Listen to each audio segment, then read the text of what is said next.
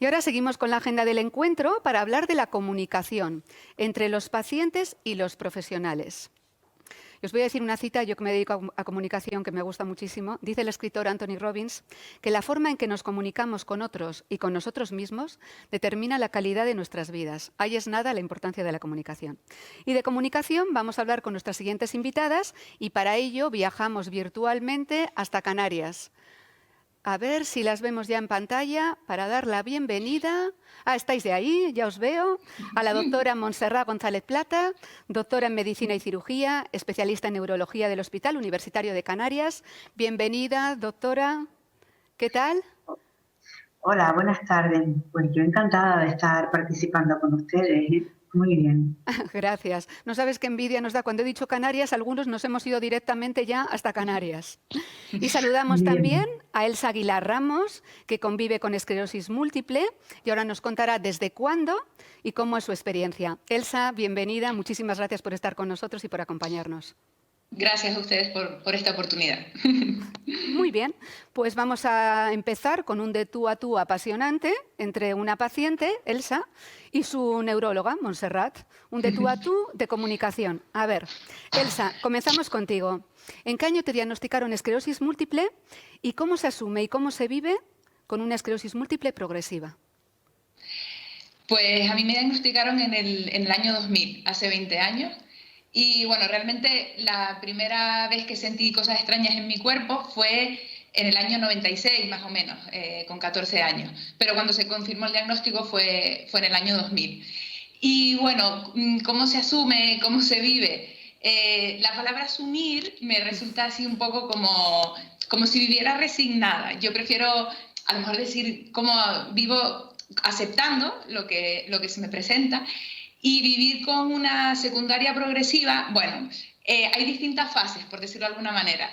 Al principio vives con incertidumbre, con miedo, te levantas por la mañana y piensas, a ver qué pierna me va a fallar hoy, a ver delante de quién me voy a caer, a ver en qué momento me van a dar ganas de ir al baño.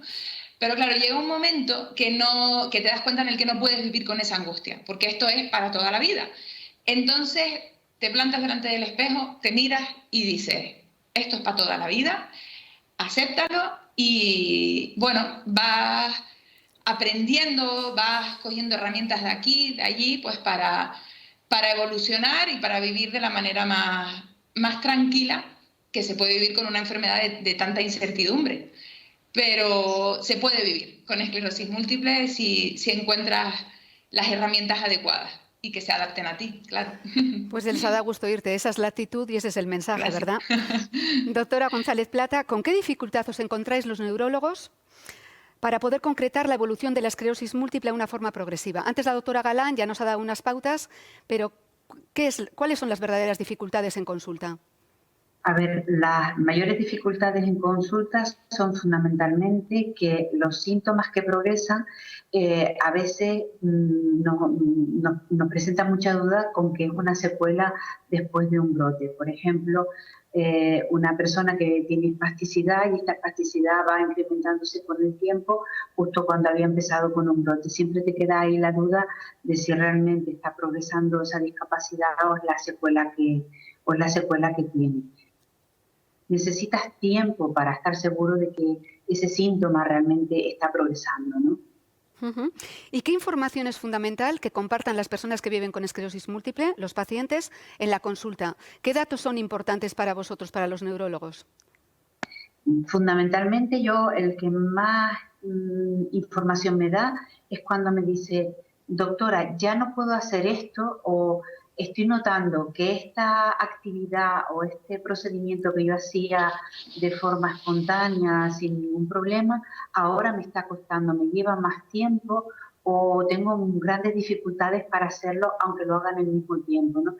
Eso es lo que hace saltar, por lo menos en mí, que las cosas no están yendo bien y que el paciente está empezando a acumular discapacidad, ¿no? De ahí este bloque, ¿verdad? La importancia de la comunicación para que el paciente pueda comunicarse bien con el neurólogo y que su neurólogo sepa escuchar activamente para entender lo que le está pasando al paciente. Elsa, ¿te hubiera gustado tener más información para gestionar mejor el proceso? Es una pregunta un poco complicada porque, Sí, claro, no. a toro pasado dices, me hubiese gustado, y bueno, yo soy de las que piensa que las cosas son porque tienen que ser así y ocurren porque tienen que ocurrir así. Creo que sí, a lo mejor tener un poquitito más de información, saber, porque claro, justo me pasó lo que estaba comentando la doctora. Yo empecé a tener pérdidas de equilibrio, empecé a estar más torpe y no entendía por qué. Entonces, bueno, pues a lo mejor saber que esa fase existe, que existe la posibilidad de empeoramiento, porque claro, yo estaba muy bien y de repente empecé no a caer en picado, pero empecé a sentir pues toda esa torpeza y esas dificultades.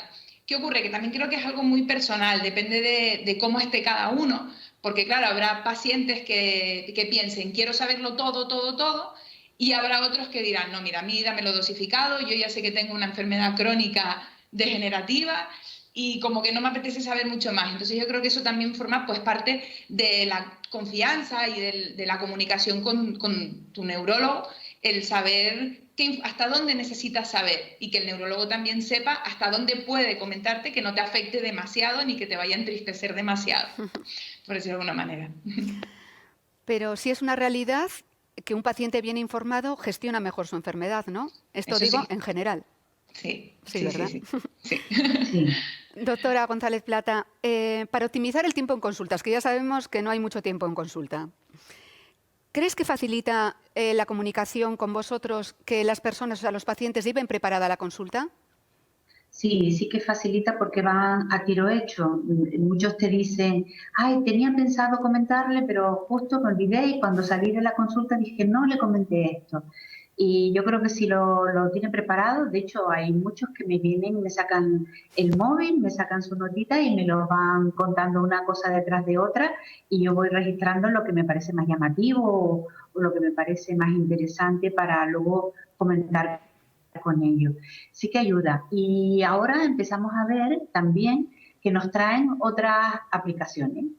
Nos traen, bueno, tengo pacientes que me cuentan, ya se meten a ver sus analíticas y me traen el recuento del linfocito, pero también me traen, por ejemplo, se pasan una escala de fatiga de Krupp y me traen cómo van mes a mes con su fatiga o me traen el número de pasos que son capaces de hacer al mes, pues esas cosas también pueden parecer como banales, pero sí que son interesantes.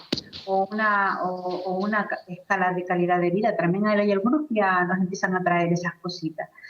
No todo el mundo está preparado para traerte esto a la consulta, pero vamos, el que ellos te traigan qué cosas están cambiando en su vida y qué cosas están pudiendo no hacer, eso es fundamental. Bueno, toda información adicional viene bien, ¿verdad? Lo de los pasos que todos Sí, contabilizamos sí. también, pues está bien también que lo digan. Es muy importante, ¿verdad, doctora? El adecuar bien el mensaje al paciente, quiero decir, cuando llega a consulta no todos los pacientes evidentemente son iguales y el mensaje y la forma de comunicar con ellos tampoco tiene que ser igual. Supongo que lo tendréis en cuenta. Estamos hablando de Sí. comunicación. Sí, sí, esto es fundamental. Tú no puedes llegar a alguien que, por ejemplo, no tiene nivel cultural, empezarle a hablar con términos elevados porque, bueno, no se entera de nada, ¿no?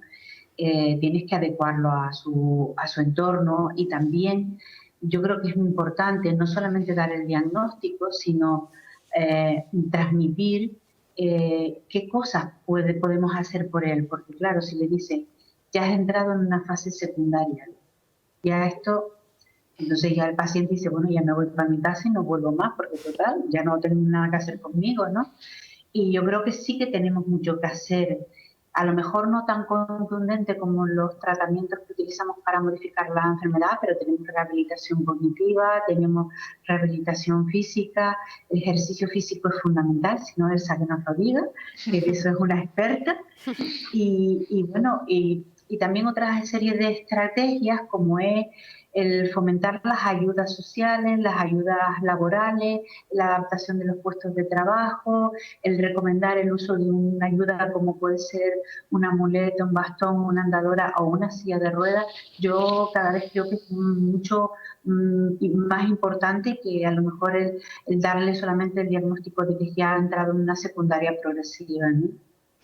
Además, vivimos un momento esperanzador, ¿no? Ahora ya hay investigaciones, hay oportunidades, hay tratamientos y eso siempre es una buena noticia, evidentemente. Elsa, vamos contigo. Algunas personas con esclerosis múltiple empiezan a notar cambios a nivel cognitivo, a nivel físico, más discapacidad, no tienen brotes, pero no se atreven a contarlo en consulta porque tienen miedo a que les digan la enfermedad está evolucionando, puede ser una progresiva. ¿Qué hacemos con el miedo? Luego le preguntaremos también a David, la última parte. Pero tú, como persona que vives con esclerosis múltiple, ¿qué hacemos con ese miedo? A ver, como dice la famosa frase, el miedo no es una opción. Y en este caso, menos todavía. No puedes vivir con miedo porque entonces te olvidas de lo principal y de lo esencial que es vivir. Pero sí que es cierto que cuando notas el empeoramiento, te da miedo, pues sí, ir a la consulta y enfrentar. Una cosa es que tú lo vivas y otra cosa es que te lo digan, que te lo evidencien y que lo veas escrito, ¿no? Entonces, aquí voy a poner un ejemplo un poco curioso que, bueno, Monse, cuando se lo conté, bueno, cuando lo descubrió, me sonrió así muy graciosa. Intentas incluso como trampear un poco las pruebas. Cuando ella a lo mejor desvía un poco la mirada para lo que sea, pues tú intentas a lo mejor recomponerte, volver a colocar los pies para que te vea que los pies están bien y así que no te ponga nada en el informe que luego te vas a llevar a tu casa de que has empeorado. Pero eso al final lo único que consigues es, bueno, fastidiarte a ti y ralentizar el poner una solución y bueno, el miedo, ya te digo, está ahí, pero no hay que dejarlo de lado porque si no, no avanzas, ni pones solución, ni manos a la obra. Y esto es una enfermedad que tienes dos opciones, abordarla de una manera activa o de una manera pasiva. Pasiva, te sientas en el sofá y las ves venir. Y activa es, pues, conociendo lo que te pasa, reconociendo lo que sientes, transmitírselo al profesional para que te pueda dar las soluciones adecuadas y poder vivir con ello sin que te suponga tanto sufrimiento ni vivir con ese miedo. Esa es la actitud, otra vez te vuelvo a decir. Y te estaba mirando, Elsa, ha dicho tu neuróloga que eres una persona muy activa y no hay más que verte, quiero decir. Tú activa todo. Y el miedo que no nos paralice y que no nos frene, tienes toda la razón. Vamos a hablar de otra cosa. Hemos hablado del miedo. Elsa, vamos a hablar de la vergüenza. ¿Qué hacemos cuando nos da vergüenza y contar incontinencia urinaria, incontinencia fecal, aspectos cognitivos, es que tengo pérdidas de memoria, me concentro poco? ¿Qué hacemos con la vergüenza? Bueno, los que me conocen, yo soy muy repetitiva a veces y digo muchas frases que a mí me motivan y me animan un montón. Y como me dijo un buen amigo, vergüenza robar. No hay que tener vergüenza, no, porque esto es lo que hay, no estás haciendo nada malo, es lo que te ocurre. Entonces, sí que es cierto, yo al principio cuando empecé a empeorar, me daba vergüenza salir a la calle.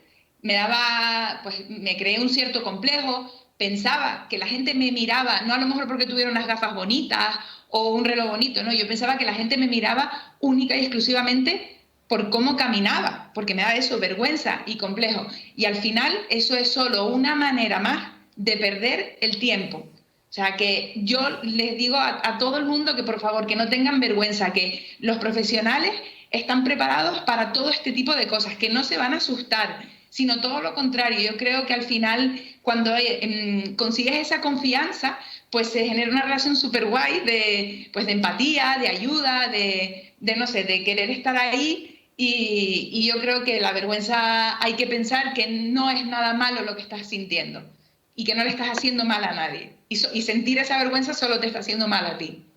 Gracias, Elsa, claro que sí. Doctora González Plata, la primera pregunta yo creo que es obvia, pero ¿crees que una buena comunicación entre el paciente y el profesional sanitario, en este caso un neurólogo, es fundamental y por qué? Sí, es fundamental porque sin una buena comunicación no hay confianza. Y sin confianza no hay entendimiento, no das capacidad a que la otra persona te exprese miedos, angustias, cómo se siente, y si no te lo expresa, tú tampoco lo puedes abordar, ¿no? O sea, es el pilar, ¿no? No nos enseñan en las facultades esto de la comunicación, pero no nos queda otra que lidiar con él todos los días porque es lo que hacemos, ¿no? Yo digo, cuando digo, pues sí, me paso todo el día hablando, me paso todo el día diciendo cosas y oyendo y escuchando y prestando atención y me da mucha rabia cuando me imponen tiempo limitado para poder abordar algún problema con alguna persona. Lo llevo mal, ¿eh? Lo de que tenga que cortar yo los tiempos. Es verdad que en la facultad no enseñan comunicación ni empatía, y menos mal que gracias a profesionales Mm. como vosotras y como vosotros, la neurología y la esclerosis múltiple, cada vez hay mejor comunicación entre pacientes y profesionales. Elsa, ¿tú por qué dirías que es fundamental la comunicación con tu neuróloga, que la tienes en la pantalla? Es fundamental porque a lo que te ocurre tienes que ponerle solución.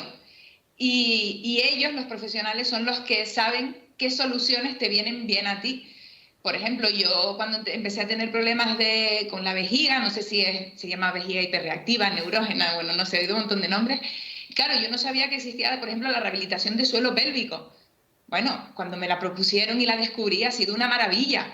Te mejora la calidad de vida, los miedos, las vergüenzas. Entonces es básico, porque son ellos los que te van a ayudar en este camino y te van a dar lo que necesitas pues para un poco, insisto, mejorar tu calidad de vida, porque al final es lo que buscamos todos, tener, con enfermedad y sin enfermedad, lo que buscamos todos es tener calidad de vida. Así es. Así que es muy importante. Vamos a hablar de las familias, a mí me toca también. ¿Creéis que las familias tienen un papel fundamental para aportar información adicional, por ejemplo, en consulta, que el mismo paciente a veces no ve? ¿Cómo ¿Empiezas tú, valoráis el Monse? el papel de las familias? Para Hombre, las dos, ¿eh? yo creo Doctora que, ¿me González Plata, sí. permite? Sí, Sí, yo creo que en esta enfermedad, que además las familias son el mayor apoyo de los pacientes, tienen mucho que decir. De hecho, cuando van acompañados, no siempre van acompañados, pero cuando van acompañados, siempre tengo un segundito para preguntarle al familiar, bueno, ¿y tú cómo la ves o cómo lo ves? ¿No? Para que me den su opinión, su forma de cómo conviven con ellos el día a día, porque claro, yo llego allí en la consulta, hago unas preguntas seriadas, hago una exploración sistemática, que además ellos ya se la saben, o sea, sin yo decir nada, ellos ya caminan de puntas, de talones y me lo hacen todo, pero yo no convivo con ellos. Entonces, justo los familiares son los que ven cómo está de ánimo, cómo se enfrentan a los problemas laborales, cómo llevan ese tema. O sea, es muy importante. Y sobre todo lo vuelvo a recalcar porque en España el gran peso de los cuidados de los pacientes, sobre todo con una enfermedad avanzada, recae en ellos. Y si no es por ello, no sé dónde estaríamos, ¿no? Entonces es muy importante lo que digan. También puede ser que tengas algún familiar un poco disruptivo que te esté incordiando y que justo más vale deseas tú como paciente que no vaya a la consulta a acompañarte porque entonces no te deja expresarte con libertad. Pero bueno, yo creo que en líneas generales es más el apoyo que dan las familias que el inconveniente. Y ya te contarás, Elsa, de cuál es tu experiencia. Elsa. Pues como sabrás, Monse, yo creo que desde hace 20 años que tengo la enfermedad, creo que he ido a consulta acompañada 4 veces, porque no me siento, me parece complicado para los padres, yo no soy madre, pero creo que para los padres es bastante duro pues ver que tu hijo va empeorando, siente esto, siente lo otro. Entonces yo siempre elegí ir sola a consulta. Para gestionarme yo, creo que siempre le he comunicado bien a Monse si me encuentro bien, si me encuentro mal, porque si voy a la consulta yo, me tengo que gestionar yo y luego tengo que gestionar, por ejemplo, en el caso de que me acompañe mi madre y gestionar la emoción de mi madre y luego al final salimos de consulta y la que sale llorando es ella y la que sale animándola soy yo a ella, dándole palmaditas en la espalda. Entonces, como eso tampoco, como que no me apetece tampoco exponerle a ese dolor, vamos a llamarlo de alguna manera. Entonces, prefiero hacerlo yo sola, la verdad, o sea, ir a consulta yo sola. Pero te quiero decir, aunque no vayas a consulta, el apoyo que notas de tu familia Sí, sí, y tu claro, entorno, claro. hablo familia, hablo amigos, hablo asociaciones de Claro. pacientes, es fundamental. Sí, fundamental. Y rodearte, eso es una de las cosas que no sabía en qué momento podía decirlo, pero rodearte de la gente adecuada, necesitamos gente, y eso es súper importante, necesitamos gente que no se asuste, que te vea, como me pasó a mí, que eso también fue un poco por lo que me empecé un poco a aislar de la gente, porque te veían y lo primero que te decían es, estás coja. Y tú, mira, no, oye, perdona, ¿sabes? Hay distintas maneras de dirigirte a personas con esclerosis múltiple, entonces es importante rodearte de gente que sea valiente, que empatice contigo, que no dramatice, por favor, porque para drama ya lo tenemos nosotros, entonces buscar el apoyo, pero en gente que realmente también sepa apoyar, porque está claro que no todo el mundo, no lo digo que lo hagan a mal ni conscientemente, pero no todo el mundo a lo mejor es válido para los momentos duros. Entonces, eso.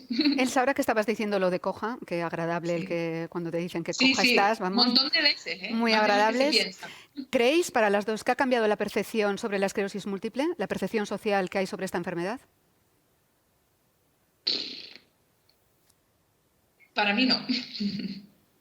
Bueno, no seas negativa, que estabas muy Vale, positiva. vale, muy Hemos positiva. avanzado muchísimo, muchísimo. Sí, bueno. Hombre, yo creo que sí que es verdad que desde el punto de vista social tenemos más visibilidad, contamos más cosas, animamos. Es muy importante que gente con una visión pública, como actores o como algún cargo político, como alguien con prestigio, salga un buen día y diga, pues yo tengo esclerosis múltiple, ¿no? Porque la hace como más visible, ¿no? O sea, todo el mundo ha oído hablar alguna vez de esa enfermedad por alguna película, por alguna cosa, pero claro, ponerle cara, ¿no? Ya eso es un poquito más difícil. Eso sí que lo hemos conseguido, pero yo, por ejemplo, sigo teniendo o percibiendo que la sociedad no está preparada. A nivel laboral tienen tremendamente muchos problemas. El que yo le diga a alguien, mira, no te voy a poner el diagnóstico, no tienen por qué saber cuál es tu diagnóstico, no, para no estropear una relación laboral, lo que está traduciendo detrás es, bueno, una parte es preservar la intimidad del paciente, pero por otro lado es que la gente no sabe lo que es y le dice que tiene esclerosis múltiple y a lo mejor piensan que le van a pegar alguna enfermedad, no sé. Entonces yo sí creo que tenemos todavía un camino muy largo por recorrer de información, ¿no? Creo que es cierto que hemos avanzado mucho, pero que sigue habiendo estereotipos asociados a las personas con esclerosis múltiple en muchos ámbitos.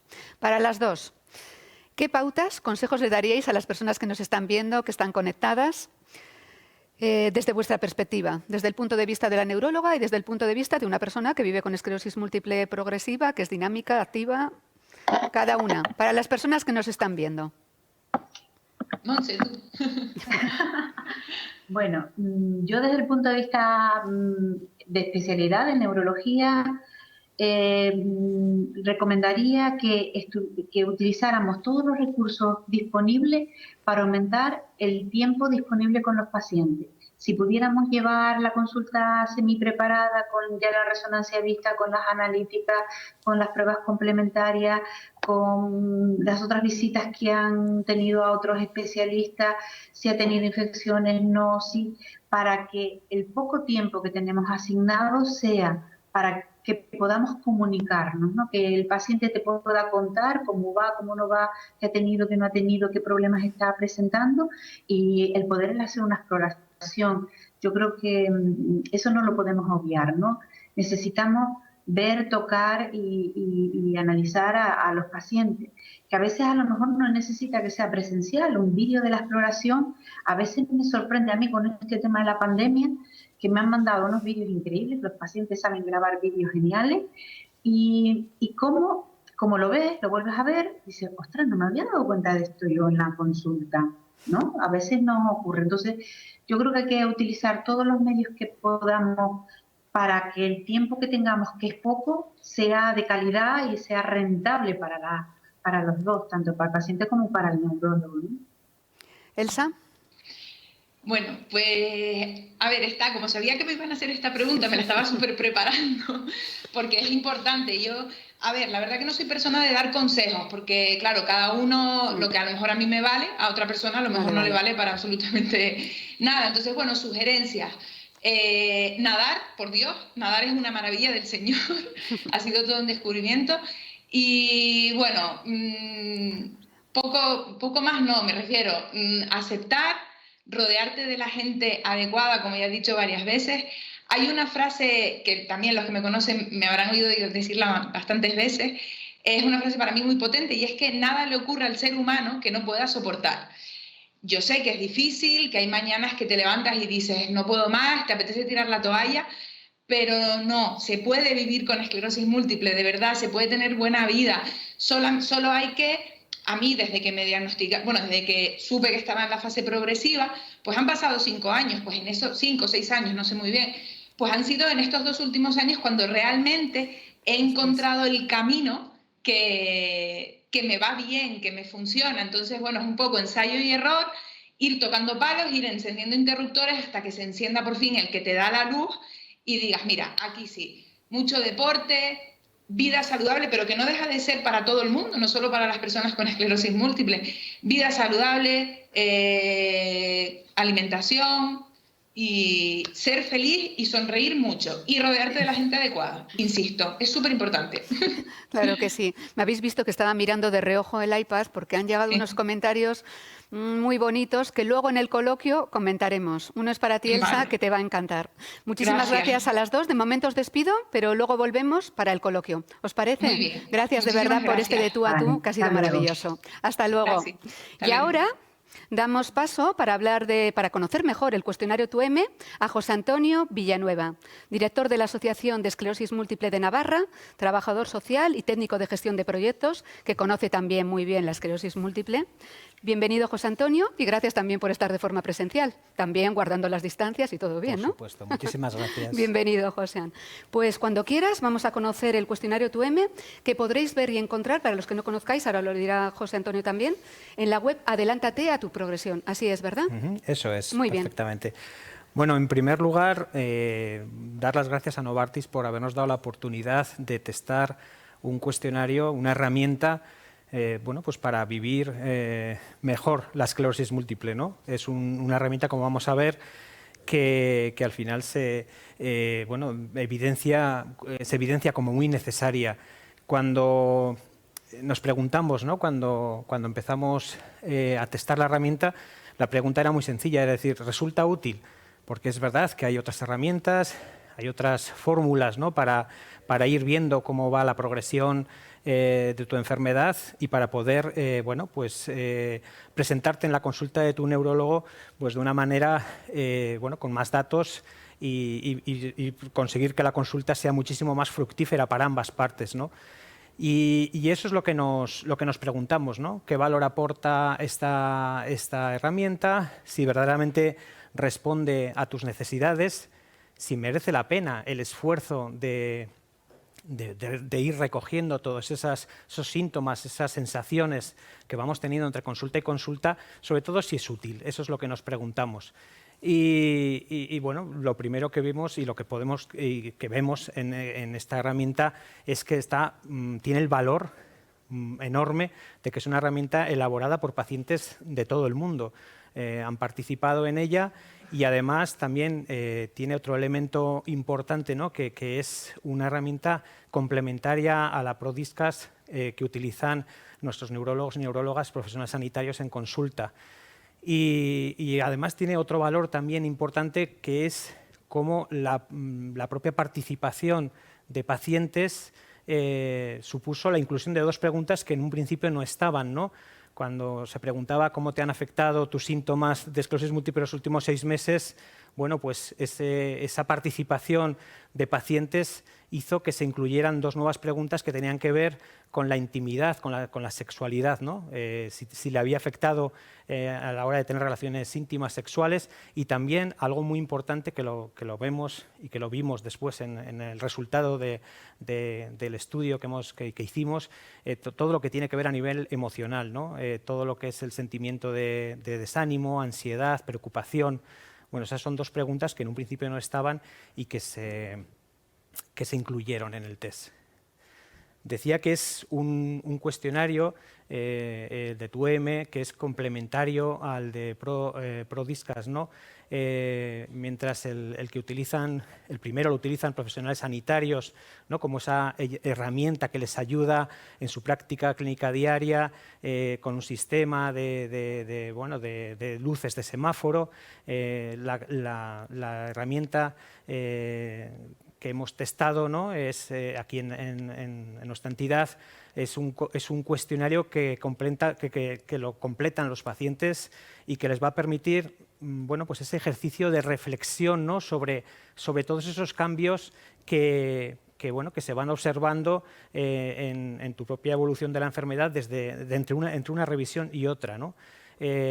Son preguntas que son equivalentes al ProDiscas, pero formuladas con un lenguaje apto para los pacientes, ¿no? El objetivo último es que los pacientes se preparen esa consulta y vayan con todos esos datos recogidos de una manera sistemática que pues va a ayudar a que su profesional médico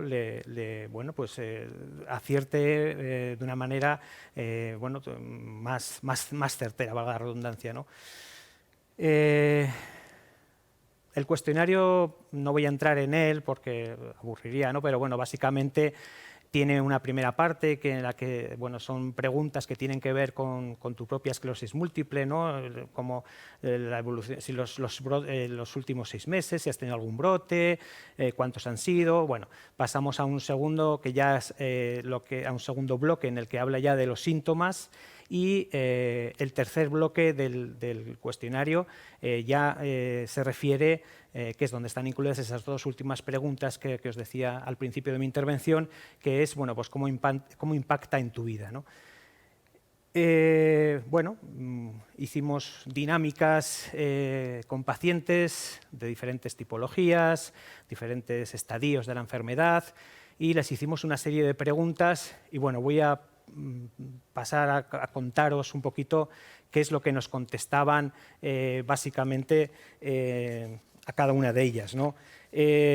Cuando les preguntábamos, cuando un paciente acude a consulta, en qué centra la información que quiere transmitir, pues sin duda, ¿no? A la mayoría lo que le preocupa es la evolución de su enfermedad respecto a la consulta anterior, cómo ha evolucionado, cómo ha avanzado y cuáles son mis síntomas, ¿no?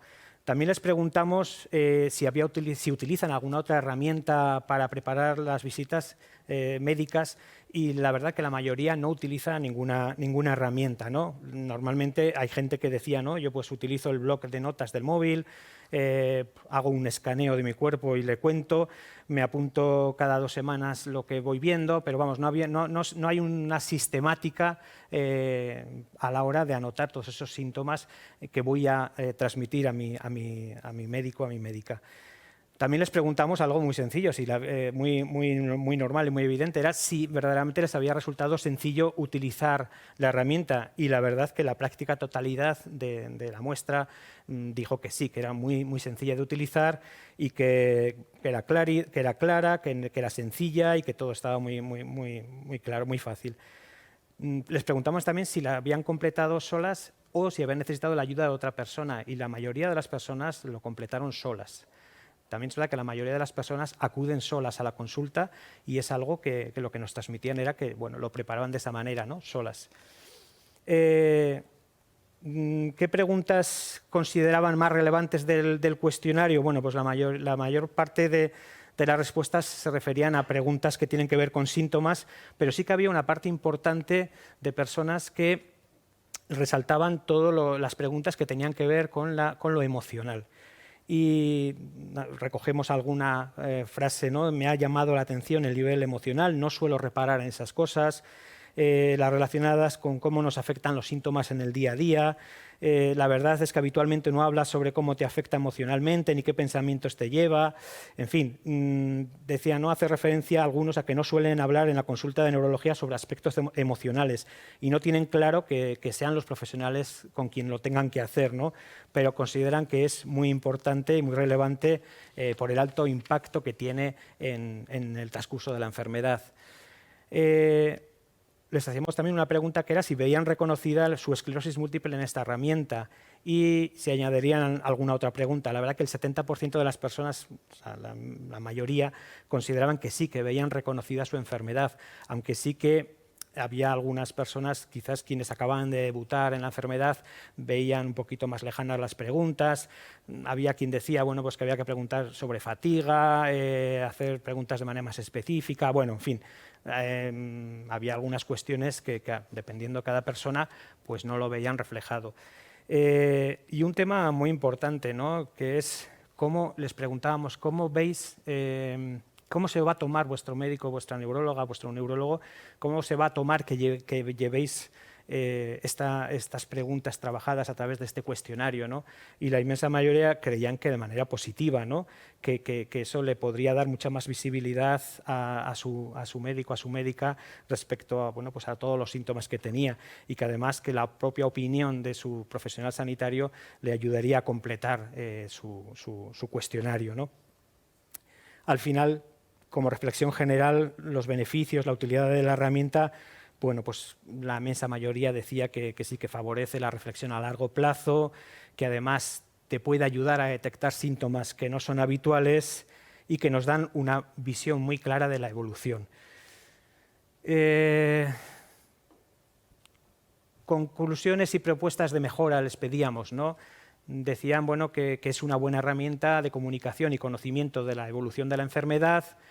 Es verdad que decían, la mayoría, nosotros se la dimos en formato papel, ¿no?, y decían que, bueno, que muchísimo más práctica pues sería en formato digital, y que, bueno, sí que había a veces, pero esto es como muy general, lo vemos muchas veces en nuestros centros, ¿no?, el tema brote, mucha gente no distingue muy bien si está en un brote, si no está en un brote. Entonces, pues decían, ¿no?, ¿por qué no le llamamos episodios de síntomas más que de brotes, ¿no?, y que sí pedían, ¿no?, incluir algunos síntomas que no aparecen, como la disfagia, el dolor neuropático, esa velocidad de reacción, velocidad de procesamiento, y cosas referidas al insomnio, a las relaciones sociales.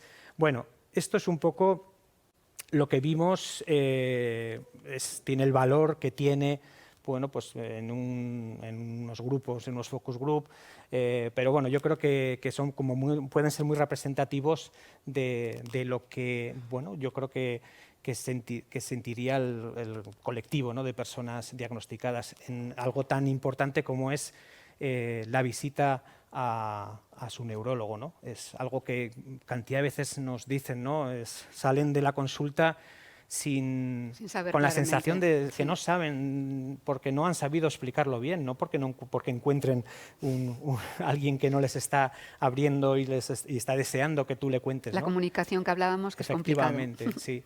Y esto es un poco lo que os quería contar. Pues muchísimas gracias, a mí me ha parecido muy interesante. Aparte, es una herramienta útil, es lo que decías, ¿no?, que muchas veces la gente llega a consulta, no sabe qué, y esto es una herramienta que puede facilitar ese proceso. Repite, por favor, para que todas las personas que nos están escuchando sepan dónde pueden encontrar este cuestionario. El cuestionario realmente ahora mismo no. Ahora mismo no está disponible. No sabría decir dónde está, sí, pero vamos. Está en la web, ¿verdad? Lo que he Sí. comentado antes, eso es. Eso es. La web. En la web de Adelántate a tu progresión, ¿puede ser? ¿Que me están chivando por ahí? Sí. Sí, Adelántate. mejor. Eso es. Ah, ha salido en pantalla también. Vale, estupendo. Sí. Pues entonces, claro, yo no lo veía, perdonadme. Perdonad, no lo Si ha hemos visto salido, en pantalla. perfecto, nosotros no lo hemos visto. Muy bien, José, Muy pues bien. muchísimas gracias por esta información. Y ahora vamos a retomar el coloquio contigo, José, y a nuestras canarias favoritas, a la doctora Montserrat González Plata y a Elsa, que ya están ahí, ya las vemos en pantalla. Hola. Hola. Hola de nuevo. Hola, muy buenas. Esto es una maravilla, virtualmente podemos irnos a donde queremos, ¿eh? Es una maravilla. Bueno, ya iríamos a Canarias también. Vamos, sí. iríamos José y yo de cabeza. Estoy muy contenta también en Madrid, ¿eh? Tengo que decir que estoy encantada. Sí, Pero sí, Canarias, pues sí. Además, nosotros somos norte, País Vasco y Navarra. Así es. Así es. A las dos, ¿qué os ha parecido el cuestionario TUM y cómo lo valoráis? ¿Creéis que puede ser una herramienta útil, que es de ayuda? ¿Animáis? La doctora, por ejemplo, comentaba, Josian, que muchas veces llegan los pacientes a consulta y igual se pierden un poco. Pues este tipo de herramientas puede serles muy útil, ¿no? ¿Cómo lo valoráis? Yo creo que sí, que es una herramienta que realmente puede ser muy útil y fácil de aplicar. Tal como lo has contado, me parece que bien. Y de hecho yo tengo algunos pacientes que han hecho sus pinitos haciendo una cosa más o menos similar, ¿no? Porque yo creo que a ellos también les preocupa el que el tiempo que tenemos asignado sea adecuado y le resuelva el mayor número de dudas. Yo realmente lo veo bien y vamos a ver si los pacientes se animan a utilizarlo y no lo empiezan a traer ya disponible. ¿Y tú, Elsa, cómo lo ves? Yo, genial, porque encima todo lo que sea, pues ya llevar trabajo hecho a la consulta para aprovecharlo más, como siempre tú vas a consulta y ves que hay gente esperando y te apetece exprimir la consulta a tope y hay veces que no hay tiempo, entonces todo el trabajo que esté hecho y adelantado, vamos, yo creo que lo agradecemos todos los que están en consulta, los profesionales y los que están esperando fuera también. Claro que sí, toda herramienta útil, bienvenida Sí, sea. sí, Os había perfecto. dicho, antes de dar paso a Josean, que nos habían enviado unos comentarios que tengo aquí en el iPad y ahora os los voy a decir. Han dicho que les ha encantado ese diálogo que habéis tenido entre las dos, que gracias por ser tan sinceras y compartir también y comunicar. Y Elsa, dicen textualmente, ha sido un descubrimiento para nosotras. Tienes una fuerza y unas ganas de vivir que contagias a los que te rodean. Que no quiero llorar. Y con progresiva, Elsa. ¿El qué, perdona? Y con progresiva. Y con progresiva. Y con progresiva, sí. para que luego nos digan. A ver, ha sido un camino, no voy a decir que ha sido un camino de rosas, pero trabajando con voluntad, actitud y disciplina es súper importante, no hay que abandonarse, es muy importante no abandonarse y se consigue, de verdad, en serio, yo les animo a todos a sonreír y a ser felices, que es lo que al final hace que tengas una buena vida. Y muchísimas gracias por el comentario, de verdad. Pues han dicho varias en ese sentido. ¿Queréis añadir algo más? Porque hay preguntas y tenemos que ir dando paso ya a lo siguiente. ¿Queréis añadir algo más para concluir, Josean? No, la verdad que es un momento crucial el conocer tu propia enfermedad. Y eso, digo que es un momento crucial esas consultas con tu neurólogo, con tu neuróloga. Y es tan importante sacarles el máximo provecho, Claro que máxime sí. cuando a veces pues ves que los tiempos son limitados, que posiblemente querrían estar mucho más tiempo contigo. Entonces hay que optimizar ese tiempo. Totalmente, Y luego claro. no solo eso, sino que tú mismo te vas, el simple ejercicio de ir anotando síntomas, de ir testándote, monitorizándote de una manera, te está haciendo entenderte mucho mejor tu enfermedad, porque a veces también lo decía, ¿no? A veces cuesta distinguir cuáles son síntomas que tienen que ver con mi enfermedad o cuáles son síntomas emocionales que también tienen que ver con mi enfermedad, pero quiero decir, no desde un punto tan biológico, ¿no? Es decir, que me parece que es importantísimo entenderte bien con tu enfermedad, porque tienes que vivir con ella. Es fundamental, lo decía antes la doctora González Plata también. Tengo que decir que ya no solo en el iPad, tengo en el WhatsApp y me ponen enhorabuena a las dos, me dice Araceli, que nos está viendo, a la que saludo, que enhorabuena a las dos porque les está encantando. Así que muchas gracias y que muy interesante Gracias. también la herramienta. Voy a repetir que la herramienta, porque han preguntado también, el cuestionario, perdón, tu M, se encuentra en la web Adélántate a tu progresión. O sea, si alguien, adelántate a tu progresión. ¿De acuerdo? ¿Algo más para concluir, doctora González Plata, Elsa? Nada. Bueno, comentarles a los pacientes que al llegar al diagnóstico de una forma secundaria progresiva para el neurólogo también es difícil, que no tenemos todas las herramientas que nos gustaría tener y que necesitamos tiempo para confirmar, porque no te vas a lanzar a decirle a alguien que tiene una progresión cuando lo que tiene es un mal manejo de síntomas o tiene algún síntoma concreto que es una secuela, ¿no? Que no es una progresión claramente, ¿no? Para el neurólogo también es difícil y yo creo que aquí, trabajando los dos en el mismo bando, llegaremos mucho mejor, ¿eh? Y que hay rehabilitación, que hay tratamiento, si no farmacológico para cambiar la situación, sí para mejorarla. Muy bien, pues muchísimas gracias. Elsa, hay una frase que repites mucho y que me quedo con ganas de que nos digas que tiene que ver con algo de lluvia. No sé. Ah, bueno, no, que si llueve mejor que te coja con un paraguas, ¿no? Que no te coja ahí en medio de la calle. Nada, yo eso lo digo un poco también, más bien psicológicamente, porque creo que es importante el trabajo psicológico para saber, bueno, para lo que pueda pasar, estar fuerte. Yo me acuerdo que cuando empecé, no me extiendo mucho más, cuando decidí ir al psicólogo, cuando necesitaba ya el psicólogo me dijo, dice, ¿qué te crees? ¿Que vas con un cartel luminoso que pone esclerosis múltiple y que todo el mundo te mira? Digo, sí, me creo eso. Entonces tienes que cambiar, tienes que hacer un reseteo del cerebro y decir, a ver, vamos a estructurar bien, hay que vivir. Entonces, bueno, estar preparado yo creo que me refería más, que me refiero psicológicamente. Estar preparado y animado y pa'lante. Claro que sí. Con ese optimismo nos quedamos. Muchísimas gracias, Eso. Josean. Bueno, Muchísimas muchas gracias y por gracias, todo. doctora González Plata. Muchísimas gracias, Gracias. Elsa. Muy bien. Y gracias Vale, por este coloquio, este diálogo que ha sido fantástico. Gracias de verdad y a seguir así. Gracias por vuestro trabajo Claro que sí. diario y gracias por ese optimismo que irradias y que yo creo que es fundamental, Elsa. Muchísimas Ay, Dios gracias. mío, qué colores. Gracias, Josean, por el Muy bien. trabajo también. A ti. Venga, gracias.